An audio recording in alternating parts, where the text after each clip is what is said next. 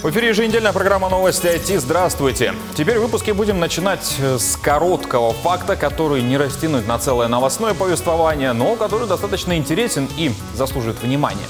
Россияне за минувший 2020 год, несмотря на пандемию, а может и в силу нее, купили рекордные 31,5 миллиона смартфонов. Потрачены на это были 570 миллиардов рублей. В количественном выражении выиграли Samsung со своим A51, а денег больше всего россияне потратили на Apple.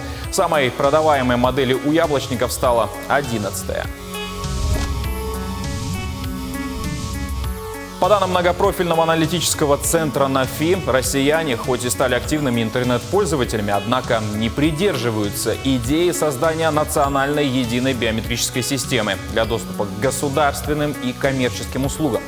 Такое мнение высказали 78% тех, кто еще не сдал свои данные, а 36% от общего числа опрошенных и вовсе не знают, что такое биометрия. Аналитики предсказывают, что система позволит произвести полный отказ от паролей и повсеместный переход мировой платежной индустрии на распознавание людей по лицу, голосу и отпечаткам пальцев в течение 5 ближайших лет. Несмотря на все это, большинство россиян негативно оценили идею. Всего в опросе участие приняли 1600 человек.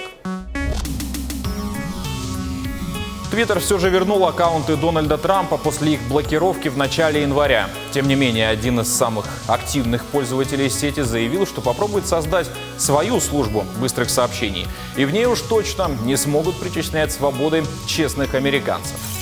Всего через несколько часов после того, как его личный аккаунт в Твиттере был окончательно заблокирован, президент США Дональд Трамп заявил в пятницу, что изучит возможность создать собственную социальную сеть. Сказав «мы не будем молчать», Трамп отправил свои последние твиты с официального правительственного аккаунта POTUS, обвинив Твиттер в координации с демократами и радикальными левыми и запрете свободы слова. Позже служба удалила и эти посты, а также приостановила работу страницы предвыборного штаба Team Trump за нарушение правил. Компания заявила, что вышеупомянутые учетные записи могут быть закрыты полностью. С утратой доступа в Твиттер Трамп лишается, возможно, своего самого мощного канала общения с 88 миллионами подписчиков. Активное использование социальных сетей помогло миллиардеру пробиться в Белый дом в 2019 году. Его аккаунт иногда выдавал более сотни сообщений в день. Японские разработчики не смогли спокойно смотреть на врачей, которые из-за больных COVID-19 сутками находятся на ногах. Объединив усилия в стартап, они представили экзоскелет, который помогает сидеть стоя. Врачи всех специальностей стали едва ли не главными героями прошлого года. Во время пандемии им сутками приходилось находиться на работе, рискуя заразиться смертельно опасным вирусом. Некоторым постоянно на ногах. Японские разработчики из стартапа Archilles FX решили хоть как-то облегчить им жизнь. Они создали экзоскелет, который позволяет сидеть стоя. Эти ходунки внешне похожи на аналоги, которые разрабатывают для людей, потерявших способность передвигаться самостоятельно. Но этот экзоскелет не подключен к мозгу. Его главная функция — сохранять жесткость, когда пользователь решил отдохнуть. Создатели уверяют, что их разработка подойдет не только врачам, но и, например, сотрудникам заводов и предприятий, шеф-поварам или парикмахерам. Словом, всем, кому приходится часами стоять на ногах. Еще одно неоспоримое достоинство этого аппарата — он полностью механический, то есть не нуждается ни в каких источниках питания, поэтому пригоден для использования на улице. Archilles FX утверждают, что продажи экзоскелета начнутся уже до конца месяца. Розничная цена около $5000, то есть 350 тысяч рублей. О пациентах побеспокоилась французская фирма Carmat, разработавшая и производящая искусственное сердце. Не так давно она получила разрешение Европейской комиссии на его коммерческую реализацию. Продажи, как ожидается, начнутся во втором квартале этого года. Но из-за цены достанется оно немногим. Живое человеческое сердце весит 300 граммов. Его искусственный заменитель из полимерных материалов с биомембраной и работающий от батареи 900. Рукотворный орган создала французская компания Carmat. Она только что получила долгожданное разрешение Еврокомиссии на коммерческую реализацию изделия. Для компании, которая приступила к практической разработке своей идеи 30 лет назад, это новая глава в корпоративной истории, а для медицины – настоящий прорыв, уверен глава Кармат Стефан Пиат. Молодым людям со значительной ожидаемой продолжительностью жизни это дает возможность ждать донорское сердце для пересадки. В то же время пациентам, которых из-за сопутствующих заболеваний и осложнений не ставят на лист ожидания, устройство позволяет жить как можно дольше. Пока искусственное сердце от Кармат – это своего рода мостик к пересадке, но конструкторы стремятся к тому, чтобы оно стало полноценным заменителем биологического органа. Уже сейчас прибор способен пульсировать и качать кровь почти как настоящее человеческое сердце. С ним реципиент может находиться у себя дома, а не в больничной палате. Если можно сделать сердце, значит доступны и многие иные вещи. Другой вопрос, насколько это желательно. Вероятно, возникнут более передовые технологические решения. Сейчас они механические, а лет через 20, 30, 40 в дело пойдет генная терапия. Реально ли это? Думаю, что единственный предел – наше воображение. В лаборатории Кармат продолжается тонкая настройка уже готовых искусственных сердец, оснащенных датчиками различных физиологических параметров. Они помещены в условия, близкие к тем, что существуют в организме человека. Нынешние мощности позволяют производить 10 изделий в месяц, если будет спрос. Цена за единицу – 150 тысяч евро, по текущему курсу – 13,5 миллионов рублей.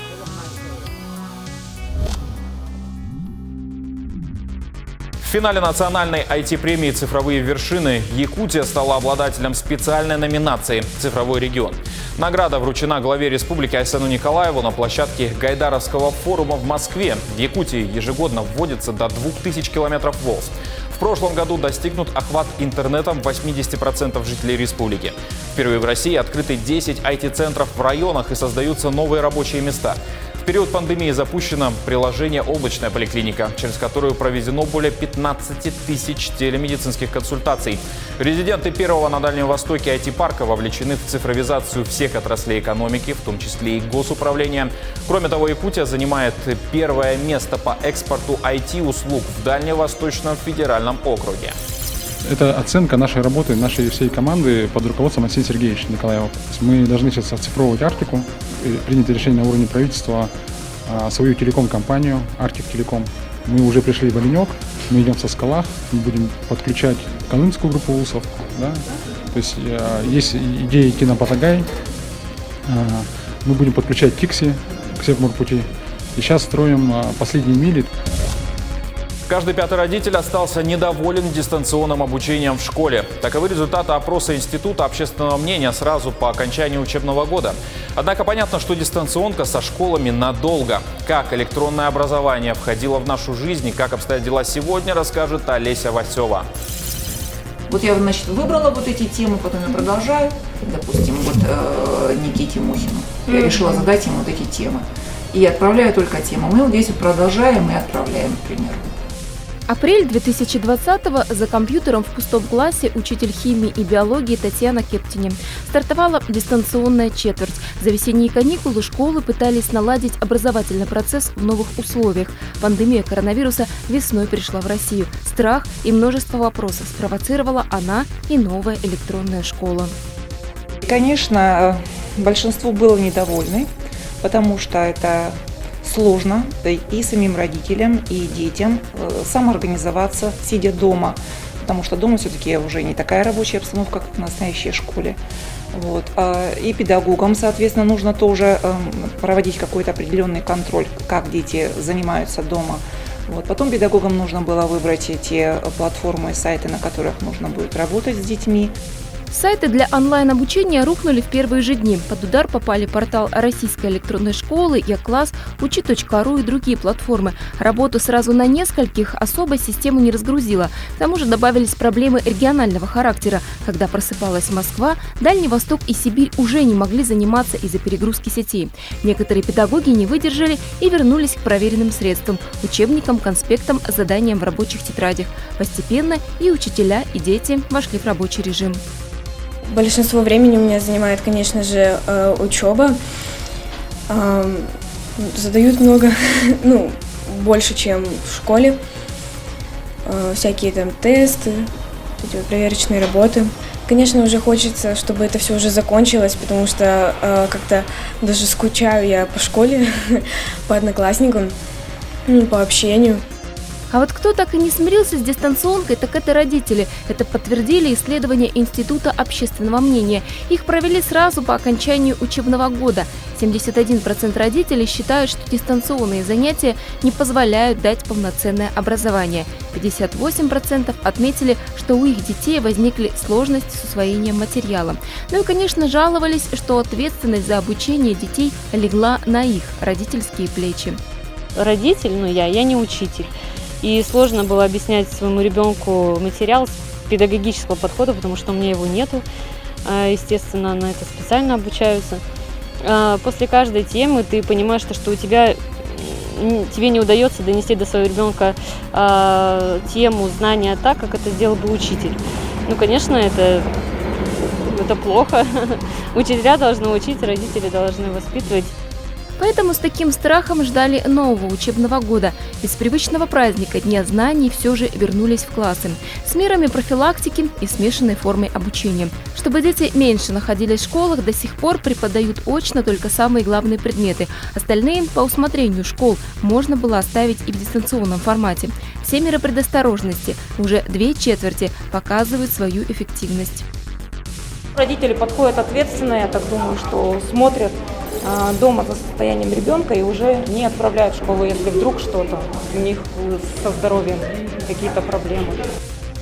Массового возвращения к дистанционке в регионе пока удается избежать. Все классы с 1 по 11 учатся в стенах школ. Периодически то одну, то вторую выводят на удаленное обучение с подозрениями на COVID. Так, в конце ноября в столице республики полностью на дистанционном обучении находились 34 класса. Из них 28 из-за коронавирусной инфекции.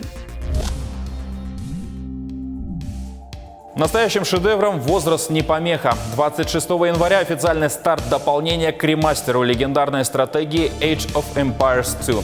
Благодаря нему появятся две новые цивилизации – это бургунцы и сицилийцы, а также 3 новые полностью озвученные кампании. С момента выхода первой части в 1997 году серия остается востребованной и популярной по сей день, так что переиздание было вопросом времени. Из плюсов ремастера, который вышел в середине ноября, отмечают сохранение духа оригинала, множество кампаний и одиночных миссий, несколько режимов сетевой игры, симпатичная графика и анимация, поддержка высоких разрешений, качественная музыка и озвучка. Однако по старой бодрой традиции не обошлось без багов, в частности капризен мультиплеер. То на карту не зайти, то выкинут без объяснения причины. К оптимизации тоже имеются вопросы. Ресурсы компьютера стратегия поглощает с аппетитом, а 8 гигабайт оперативной памяти в рекомендуемых требованиях явное лукавство. Как сама игра, так и дополнения к ней доступны на платформах Xbox и ПК. Ну а на этом все. Повтор программы смотрите на YouTube-канале Якутия24, а также в Instagram-аккаунте як24.ru. До встречи через неделю и всего доброго!